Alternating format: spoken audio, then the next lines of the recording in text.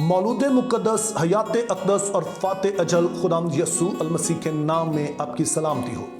अमसाल की किताब उसका 16 बाब और उसकी 4 आयत में लिखा है, खुदावंद ने हर चीज़ एक मकसद के लिए बनाई है। अब ये आयत बहुत ही दिलचस्प है, चूंकि 2 बातें आप इसमें नोट करते हैं। पहली चीज आप इसमें नोट करते हैं कि खुदा ने इस दुनिया में कोई भी चीज या कोई भी निज़ाम जो है वो बेमकसद नहीं बनाया है।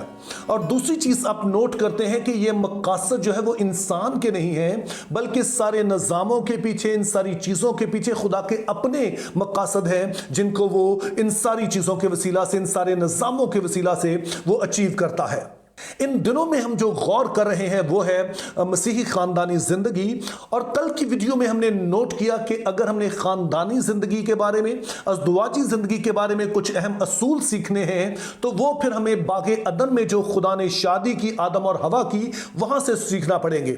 चूंकि यहां पर हमें खुदा का जो ओरिजिनल प्लान है शादीशुदा जिंदगी के ताल्लुक से वो नजर आता है, जो बाद में बिगड़ गया जब इंसान जो है उसने खुदा को मरकज बनाने की बजाय वो अपना मरकज खुद बन गया। तो हर चीज में वो चाहता था कि अपने मकासद को पूरा करे।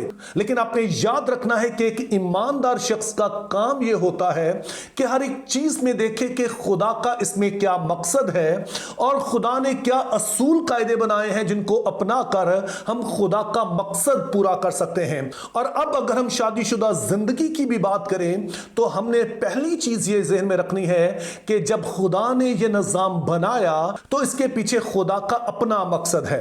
तो अब सवाल यह है कि इसके पीछे खुदा का क्या मकसद है और कौन से असूल कायदे हैं जिनको अपनाकर हम इस मकसद को पूरा कर सकते हैं। जब पैदाइश की किताब उसका 2 बाब पढ़ते हैं तो वहां चंद बड़ी दिलचस्प बातें हमें बताई गई हैं। नंबर 1 हमें बताया गया कि यह कायनात खुदा ने खलक की। दूसरी बात बताई गई कि इस कायनात में खूबसूरत हिस्सा जो खुदा ने बनाया वो जमीन था। तीसरी बात हमें बताई गई कि खुदा ने जब इस जमीन को बनाया तो इसमें एक बाग लगाया। और चौथी बात जो बताई गई है वो ये है कि खुदा ने इस बाग में एक शख्स को रखा जिसका नाम आदम था और उसको यह जिम्मेदारी दी कि वो इस बाग का ख्याल रखे। और फिर एक और जो दिलचस्प बात बताई गई वो ये थी कि अगरचे ये जिम्मेदारी जो थी वो आदम को दी गई, लेकिन खुदा ने ये कहा कि ये मुनासिब नहीं है कि ये अकेला इस जिम्मेदारी को पूरा करे, बल्कि मैं एक मददगार इसकी मानिद बनाऊंगा ताकि ये दोनों मिलकर इस काम को जो है अंजाम दे सकें। सो मेरे अजीजों, यहां पर जो पहली चीज आपने नोट करनी है कि खुदा ने जब शादीशुदा जिंदगी का निजाम बनाया तो उसके पीछे मकसद यह है कि यह दुनिया जो खुदा ने बनाई है इसको बेहतर तौर पर चलाया जा सके, इसका बेहतर जो है वो इंतजाम किया जा सके। और फिर हम देखते हैं कि ये एक शख्स को जिम्मेदारी नहीं दी गई बल्कि दोनों को, ताकि इस काम को वो बेहतर तौर पर अंजाम दे सके। लेकिन यह वाहिद जिम्मेदारी नहीं है जो खुदा ने आदम और हवा को दी, बल्कि पैदाइश की किताब उसका 1 बाब उसकी 27-28 आयत में बताया गया कि खुदा ने इनसे कहा कि फलो और बढ़ो और जमीन को मामूरो महकूम करो। सो यहां पर हम देखते हैं कि दूसरी जिम्मेदारी जो दी गई वो ये थी कि ये मल्टीप्लाई हो, ये सिर्फ 2 ना रहे बल्कि फिर इनकी तादाद बढ़ना शुरू हो और ये पूरी जमीन पर जो है वो फैल जाएं। और जब पूरी जमीन पर फैले तो फिर पूरी जमीन को ही बागे अदन बना डाले। सो दूसरा बड़ा मकसद जो आदम और हवा की शादी का नजर आता है वो ये है कि नस्लें इंसानी की अफजाइश हो सके, ये तादाद में बढ़ सके। लेकिन हमने याद रखना है कि खुदा का मकसद सिर्फ यह नहीं था कि ये औलाद पैदा करे, बल्कि मलाकी नबी हमें बताता है कि खुदा ने आदम और हवा को इसलिए बनाया ताकि इनकी ऐसी औलाद हो जो खुदा खौफी में परवान चढ़े, जो परवरिश पाए। सो एक ईमानदार होने के नाते अगर अपनी अज़दवाजी जिंदगी से आप खुदा को जलाल देना चाहते हैं तो उसका पहला तरीका यह है कि हम औलाद ना सिर्फ पैदा करें बल्कि ऐसी औलाद जो कि खुदा के खौफ में चलने वाली हो, ताकि इस दुनिया में जो खुदा के मंसूबे हैं किसी भी तरह के, उनको हम पूरा कर सके। अब जरा सोचिए कि अगर आदम और हवा का एक बड़ा मकसद यह था कि वो इस जमीन पर औलाद पैदा करे, तो उसके लिए जरूरी है कि जिनसी अमल किया जाए।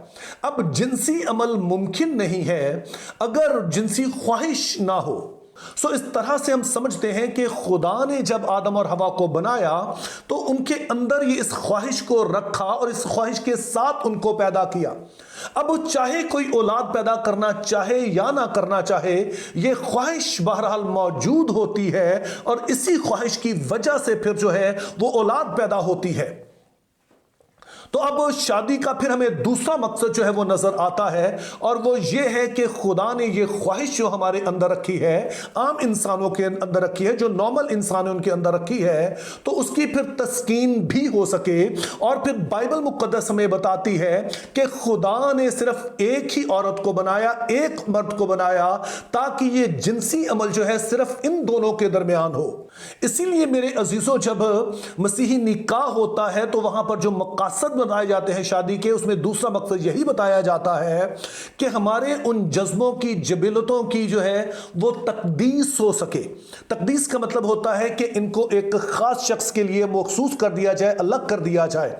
इस हवाले से अब तीसरी बात जो है वो भी बहुत अहम है। मसीही नुक्ता नजर के मुताबिक हमारी एक और भी मकसद है जिसके तहत खुदा ने शादी का निजाम बनाया है, और उसका सबब यह है कि खुदा ने हमें अपनी सूरत और शबीह पर बनाया है, जिसका मतलब यह है कि खुदा ने अपनी जो किरदार की खूबियां हैं, अपनी चंद सफ़ात, जिसको हम कहते हैं कम्युनिकेबल एट्रीब्यूट्स, यानी कि खुदावंद की वो सफ़ात जो काबिल तकसीम हैं, उनको हमारे अंदर रखा है। यही सबब है कि हम खुदा के साथ कम्युनिकेट कर सकते हैं।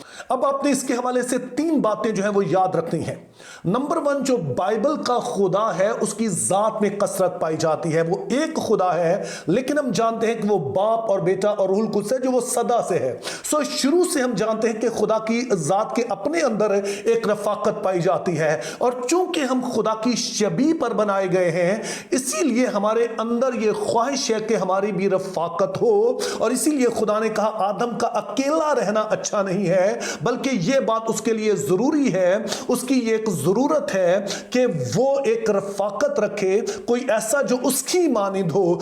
तो यूं हम देखते हैं कि एक बुनियादी इंसान की जो जरूरत है वो रफाकत है, और शादीशुदा जिंदगी से बेहतर और कोई चीज जो है ये रफाकत नहीं दे सकती है, क्योंकि ये एक ऐसा बंधन है जिसमें मियां बीवी हर लम्हे और हर घड़ी जो है वो साथ रहते हैं। दूसरे नंबर पर हम देखते हैं कि जो बाइबल का खुदा है वो अपने आप को जो है वो रिवील करना चाहता है। उसकी अपनी ये ख्वाहिश है कि वो अपने आप को जाहिर करे, और चूंकि उसने जाहिर किया इसीलिए हम उसे जान पाते हैं। जब हम कहते हैं कि खुदा ने इस कायनात को अपने जलाल के लिए बनाया, तो इसका आइडिया यह है ताकि हर चीज में उसकी सफात, उसकी जो खूबियां हैं वो नजर आए। खुदा के अंदर यह बात पाई जाती है कि वो अपने आप को जाहिर करना चाहता है ताकि दूसरे उसे जान सके।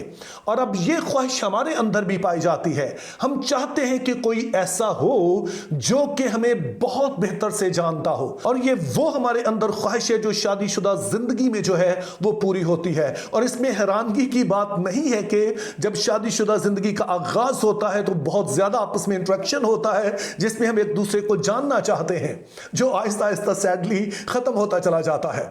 लेकिन एक तीसरी बात जो हम अपने खुदा के बारे में जानते हैं वो है मोहब्बत। तो बाइबल मुकद्दस बताती है कि बाइबल का खुदा मोहब्बत है। वो मोहब्बत करता है और वो चाहता है कि उससे मोहब्बत की जाए, और ये ख्वाहिश हमारे अंदर भी पाई जाती है कि हम किसी से मोहब्बत करें और कोई हमसे मोहब्बत करे। इसीलिए मेरे अजीजों, जब हम आगाज करते हैं इस ताल्लुक का, तो आम तौर पर मोहब्बत ही सबसे अहम चीज होती है। अब जो शादी की मैंने तीसरी वजह बताई है, अक्सर मर्द हजरात जो है वो इसे समझ नहीं पाते हैं। मेरे ख्याल में खवातीन इसको बेहतर समझती हैं, और वो हमेशा ही इस बात की ख्वाहिश रखती हैं कि शौहर के साथ उनकी रफाकत हो, वो एक दूसरे से शेयर करें, एक दूसरे को जाने। और फिर हम देखते हैं कि वो चाहते हैं कि ये जो अमल है, मोहब्बत का अमल है, कि एक दूसरे को खुद से ज्यादा अहम समझना ये जारी रहे। लेकिन वक्त के साथ हम देखते हैं कि जो मर्द हजरात हैं आमतौर पर वो सोचते हैं कि सिर्फ जिस्मानी बातें ही जो है वो काफ़ी है। अगर वो खातून की बाकी जिस्मानी ज़रूरतों का ख्याल रख रखे हैं तो वो समझते हैं कि हमने अपनी जिम्मेदारी पूरी कर दी है। लेकिन मेरे अजीज़ों, जो बाइबल का आइडिया है वो ये है कि चूंकि हम खुदा की सूरत पर बनाए गए हैं, हमारी कुछ रूहानी ज़रूरियात हैं, नफ्सियात की ज़रूरियात हैं, और वो पूरी होती हैं कि जब हम रफ़ाकत एक दूसरे से रखते हैं, जब एक दूसरे को हम जानते हैं, जानते रहते हैं, और फिर जब हम एक दूसरे से मोहब्बत करते हैं। सो यूं मेरे अजीजों, हम देखते हैं कि बाइबल मुकद्दस में बताती है कि खुदा ने जब मर्द और औरत को बनाया तो उसका आइडिया यह था कि ऐसी औलाद पैदा हो जो खुदा खौफी में चले और जमीन पर खुदा के मकसद जो हैं वो पूरे हो सके। लेकिन चूंकि औलाद पैदा करने के लिए जिनसी ख्वाहिश की जरूरत है, लेकिन खुदा नहीं चाहता कि यह बेलगाम ख्वाहिश हो, तो शादी का बंधन मुकर्रर किया गया ताकि इसमें रहकर इसका इंतजाम हो सके। और फिर तीसरा मकसद यह है कि हमारी चूंकि जिस्मानी जरूरियात के साथ रूहानी जरूरियात भी हैं, नफ्सियाती जरूरियात हैं, और इन जरूरियात को सिर्फ एक अच्छी शादी ही पूरा कर सकती है। और बहुत दफा हमारी ये जरूरत शायद इसलिए पूरी नहीं होती कि हम इसको उस तरह से अव्वलियत नहीं देते हैं। मेरी दुआ है कि आपका यह दिन बहुत अच्छा गुजरे। Think biblically, live purposefully, have a very good day.